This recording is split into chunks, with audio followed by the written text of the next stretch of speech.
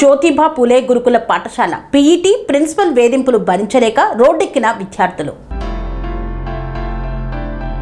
విద్య అంటే విజ్ఞానం, గురుకులం అంటే క్రమశిక్షణతో కూడిన విద్యాభ్యాసం. కానీ అదే గురుకులంలో భయభ్రాంతులతో రోజులు గడపాల్సి వస్తోందంటూ కొమరం భీం ఆసిఫాబాద్ జిల్లా కాగజ్ నగర్ పట్టణంలోని మహాత్మా జ్యోతిబా పూలే గురుకుల విద్యాలయ విద్యార్థులు రోడ్డెక్కారు. సార్, మమ్మల్ని కాపాడండి, ప్రతిరోజు భయంతోనే పాఠశాలలో ఉంటున్నాం, మాకు న్యాయం చేయండి అంటూ విద్యార్థులు కన్నీటి పర్యంతం అవుతూ చేసిన ఆందోళన స్థానికంగా తీవ్ర కలకలం రేపింది. పెట్రోల్ బంక్ ప్రాంతంలోని గురుకుల విద్యాలయం నుండి పెద్ద సంఖ్యలో విద్యార్థులు బయటకు వచ్చి పాఠశాల ప్రధాన ద్వారం ఎదుట బైఠాయించారు. అనంతరం రాస్తారోకోకు ప్రయత్నిస్తూ నినాదాలు చేశారు.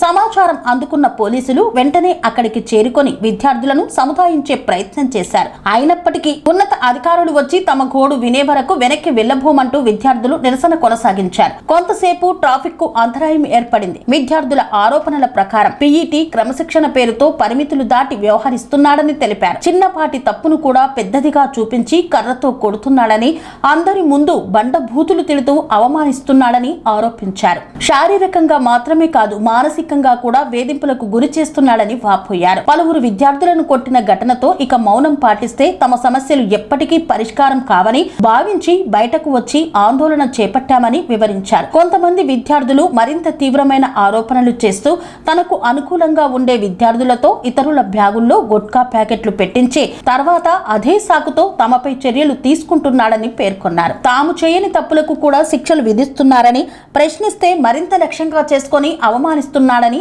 ఆరోపించారు. దీంతో చాలా మంది విద్యార్థులు భయంతో నోరు మెదపలేకపోతున్నారని, చదువుపై ఏకాగ్రత కోల్పోతున్నారని తెలిపారు. విద్యార్థుల ఆందోళన విషయం తెలుసుకున్న తల్లిదండ్రులు పాఠశాల వద్దకు చేరుకొని తీవ్ర ఆవేదన వ్యక్తం చేశారు.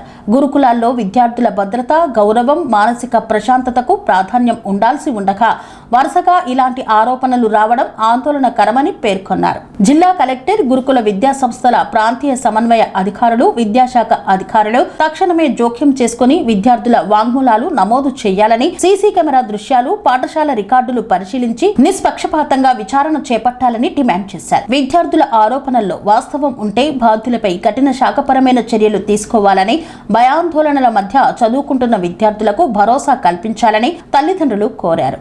గురుకులాల్లో ఇలాంటి ఘటనలు పునరావృతం కాకుండా స్పష్టమైన మార్గదర్శకాలు అమలు చేయాలని విజ్ఞప్తి చేశారు. ఇది ఒక్కటే రూమ్ లో పండుడు, ఇది ఒక్కటే రూమ్ లో ఉండు. ఇంకా ఇదే క్లాస్ లా బి సెక్షన్ 40 మంది తెచ్చి మూక పెడతారు.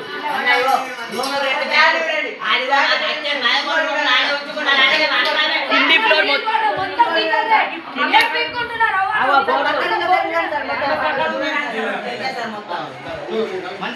కింది రూమ్